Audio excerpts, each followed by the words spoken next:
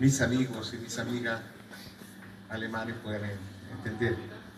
No solo las palabras, sino que también, y yo creo que es más fácil, los sentimientos que brotan de ella. La verdad es que cuando se me ocurrió esto de celebrar o de motivar la celebración de 70 años de vida, no lo hice para escuchar lo que ustedes sinceramente, con mucha emoción, con mucho calor humano, han transmitido. Yo hace mucho tiempo que trabajo con jóvenes y la verdad es que yo les decía el día jueves que, porque también hubieron palabras emotivas hacia mi persona de los niños, que el que tenía que agradecer era yo. Porque en un momento de mi vida yo tomé una determinación.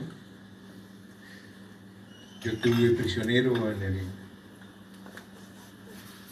la cárcel de Concepción y ahí me tocó convivir durante el día en un patio con los niños de la calle, con aquellos que Carabineros y la policía o los militares los recogían para que los extranjeros o para que en la foto no pudiera salir la miseria, la pobreza y el sufrimiento que muchos niños están viviendo y que se iban a las plazas a estirar su manito con la esperanza de recibir una moneda que les permitiera comerse un pan.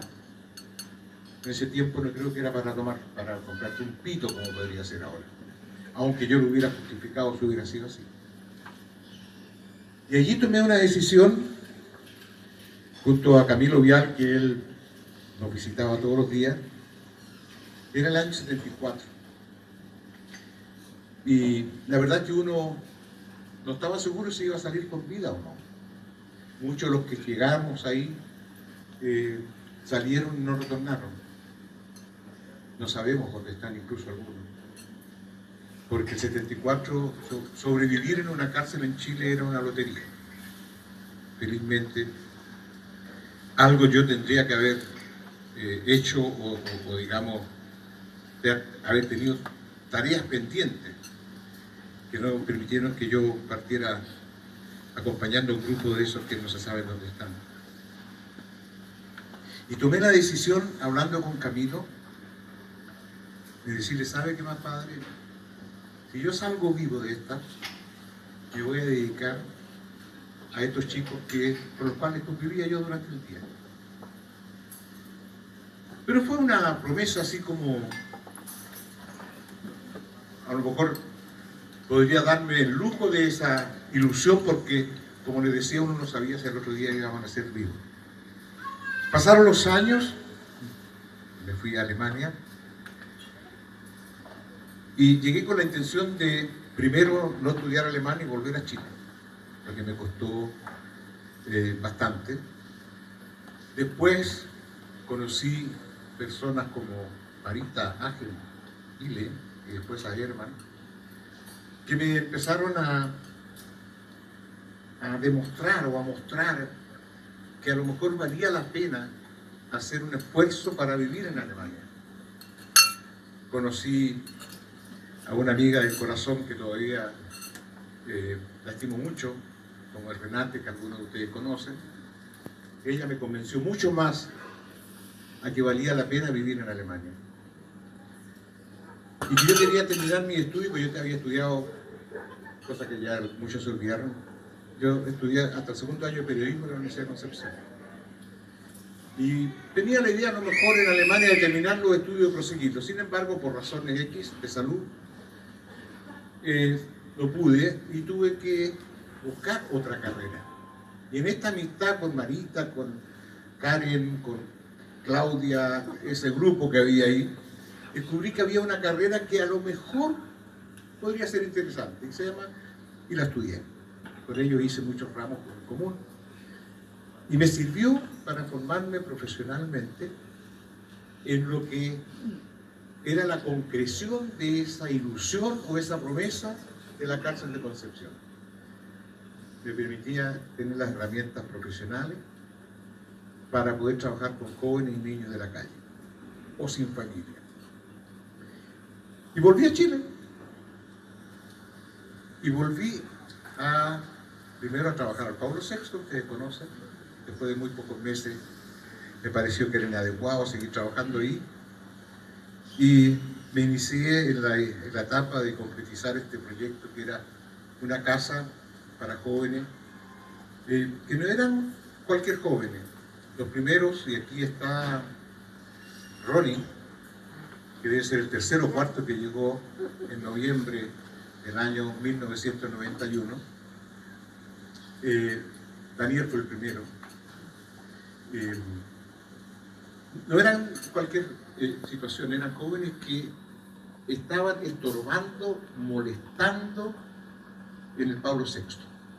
Eran jóvenes que ya tenían una edad de cierta rebeldía, de cierta, digamos, de lo que nos pasa a los jóvenes y a los adolescentes, y el modelo no era posible darle respuesta ni asumirlo en las realidades, en sus cualidades, en sus potencialidades, sino que solamente había un proceso casi natural de que el niño que se portaba mal había que egresarlo y ponerlo en la calle. Y efectivamente, Daniel y Juan Carlos, que fueron los dos primeros que llegaron, fueron salidos, digamos, del Pablo VI y estaban en, digamos, una situación no de calle, pero precaria. Y con ellos dos nos iniciamos el proyecto de la Casa Joven.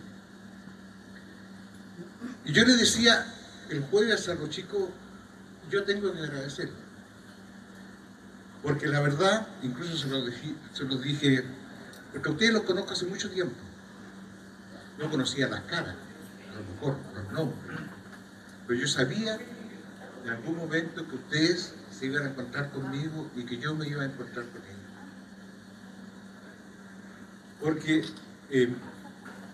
dentro de y a lo mejor el análisis político no es tan claro, y uno puede decir el trabajo que hace uno, que es valioso y que sería justo que así se hiciera, es un trabajo caritativo, es un trabajo de un buen hombre, es un trabajo solidario, pero yo quise darle también desde un principio, y eso lo saben los chicos, un contenido político.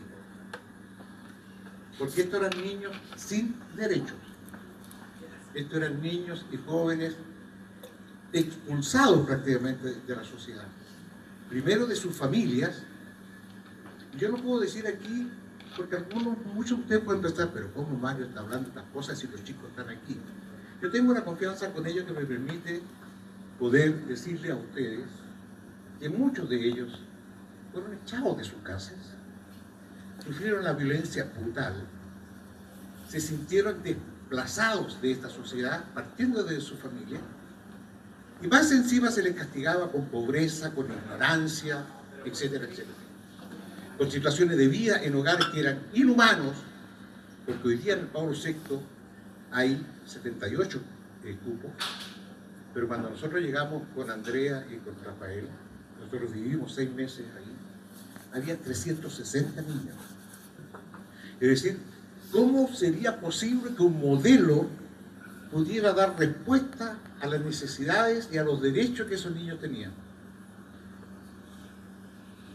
Y se comenzó a trabajar en la Casa Walter Silke, también con el sentido político de devolverle el derecho a estos niños a ser personas, a desarrollarse, a ser respetados, a ser protegidos, a que hubiera personas que creyeran en ellos. Cada uno de estos chiquillos que ustedes ven, y algunos dicen textualmente, es verdad, llegaban con una mochila o llegaban con una maleta, cada uno de estos niños que llegaban era un potencial, yo lo veía, era un potencial enorme. Y yo les decía a algunos incluso, de manera chistosa, podéis ser presidente de la República, podéis ser ministro.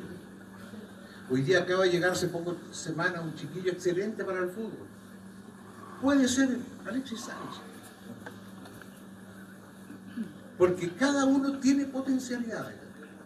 Y lo que pasa es que no somos capaces de creer en ellos, ni de trabajar en que ellos descubran esas potencialidades y puedan salir adelante. Yo creo que ese es el gran mérito que hemos tenido. Y digo porque hemos tenido, porque a veces todo se centra en una persona, pero había un equipo durante todos esos años. Y había una persona que llegó el día después, porque yo puedo decir, yo fundé, pero el segundo día llegó una persona que hasta el día de hoy trabaja conmigo, que es Juanito, que está fumando afuera.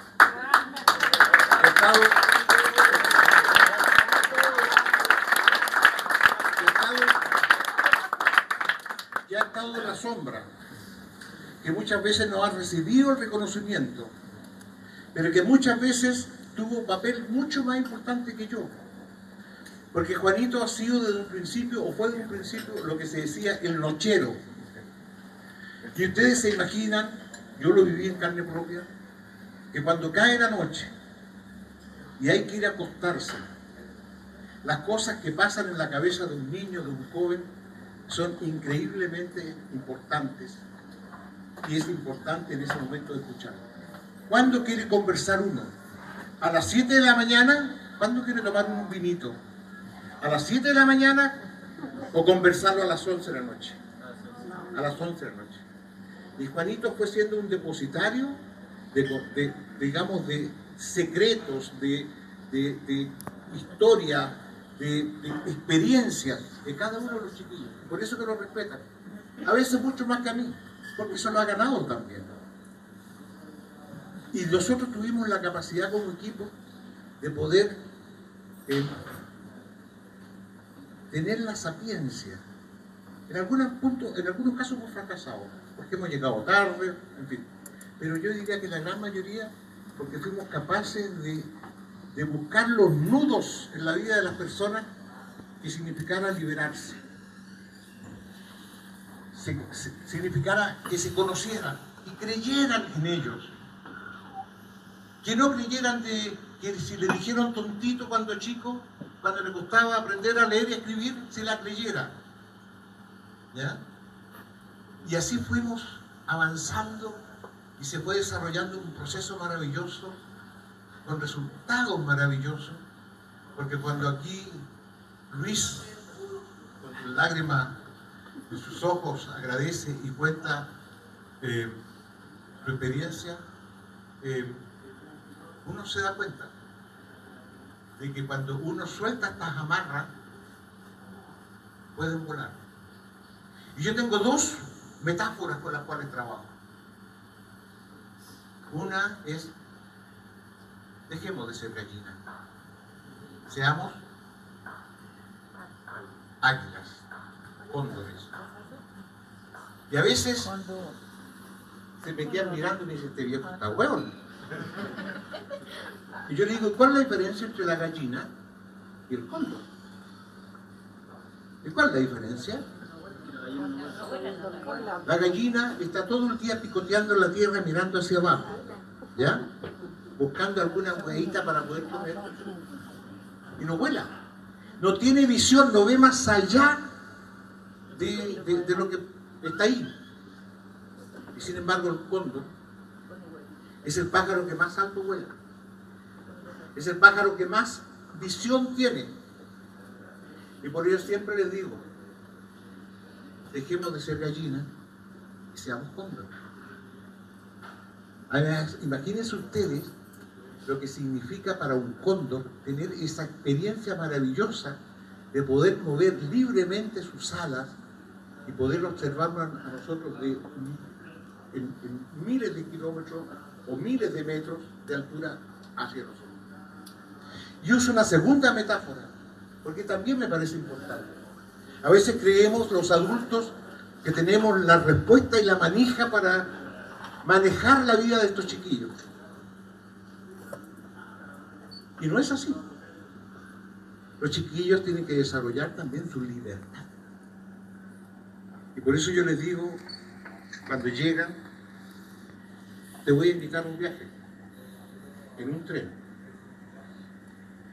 Te vas a subir al tren no porque yo lo haya decidido, porque una jueza decidió que tú te vinieras aquí. Y te voy a invitar a un viaje, en un tren que va a llegar hasta Puerto Montt. ¿Puerto Montt ese? No, Puerto Montt. Y tiene la ventaja de que tú estás obligado a subir, pero te puedes bajar en cualquier estación. Porque la casa es abierta, no se puede ir. Pero la única obligación que tengo, legal frente al que se va, es que a las 24 horas tengo que avisarle a Carabineros. Y le digo, tú te puedes bajar en cualquier estación, en Chillán, en Temuco, no, Concepción, ¿no? Los Ángeles, etc. No, porque el tren va derecho. Porque yo también busco respetar la libertad de decisión de los chiquillos. Y les digo, pero si tú te bajas y te equivocas, desde la perspectiva de uno, tú eres responsable y tienes que pagar las consecuencias de esa decisión de salir. Y yo he visto jóvenes que se han salido, que se han bajado a Chillán y que se arrepienten. Entonces, con esos dos principios de la libertad, de cambiar de ser gallina a ser cóndor, yo estoy seguro que si pudiéramos trabajar más mancomunadamente, tendría mucho mayor éxito.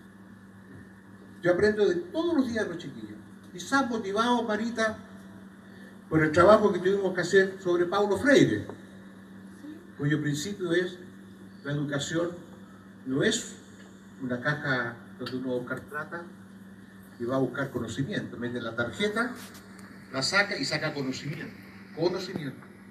Creo que la educación es un proceso bilateral, por decirlo de alguna forma, o multilateral, entre alguien que dice que va a enseñar, alguien que está ahí para aprender, pero que también se cambian los roles.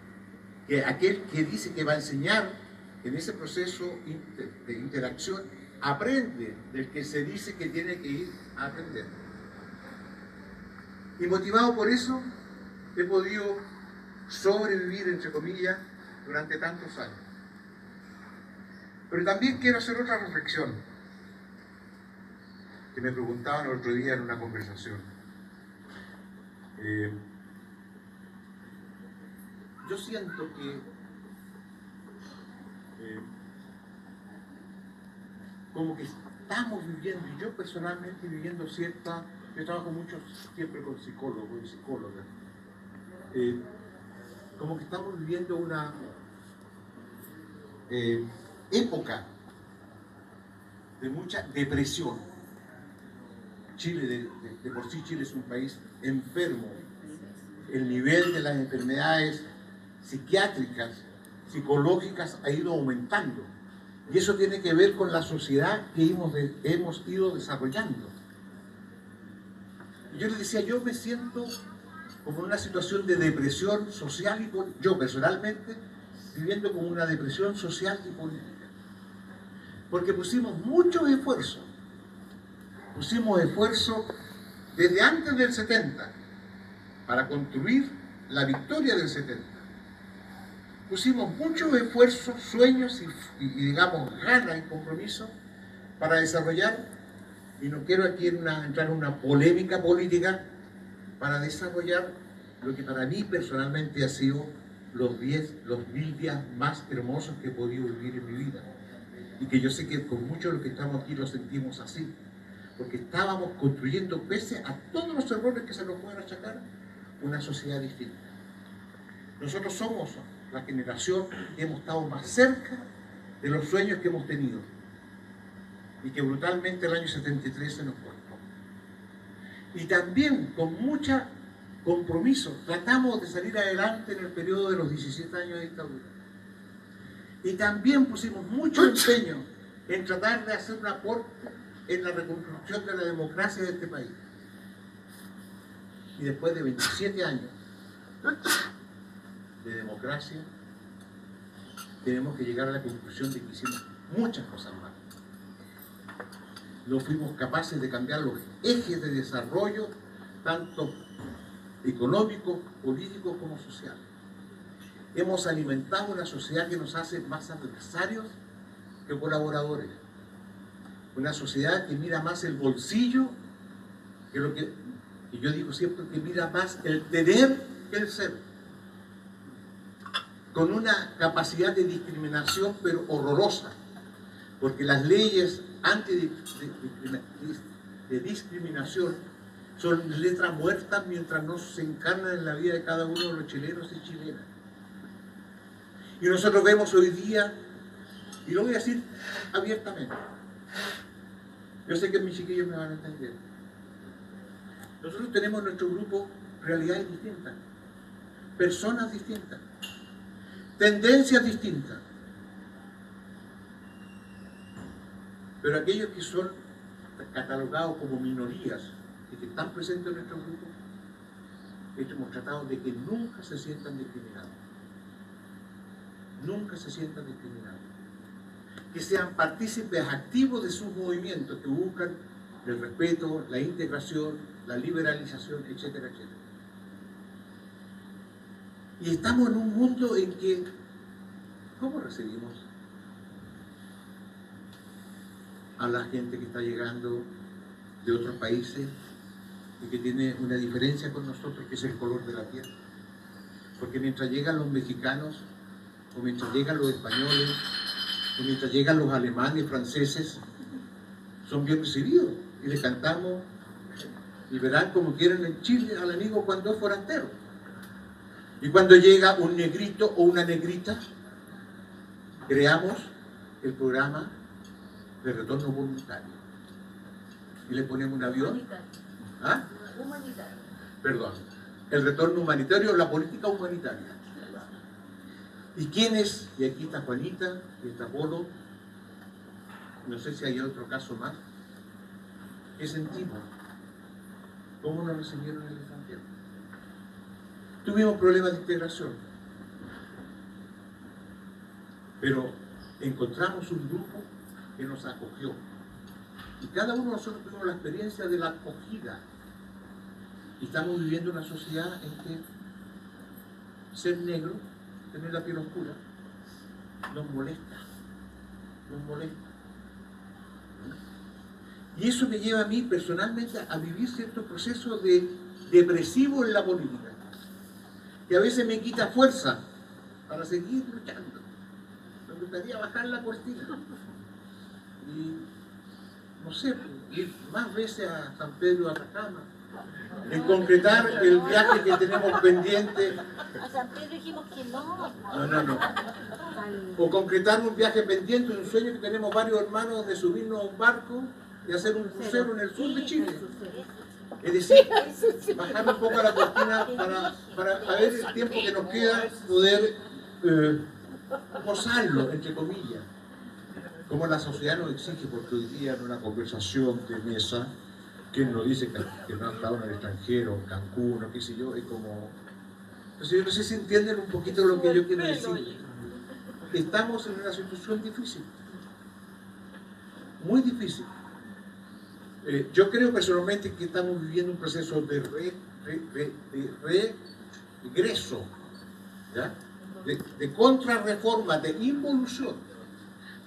Y a lo mejor es una oportunidad en que los que fundamos el MAPO, personas como las que fundaron el MAPO, el MIR, movimientos que fueron, digamos,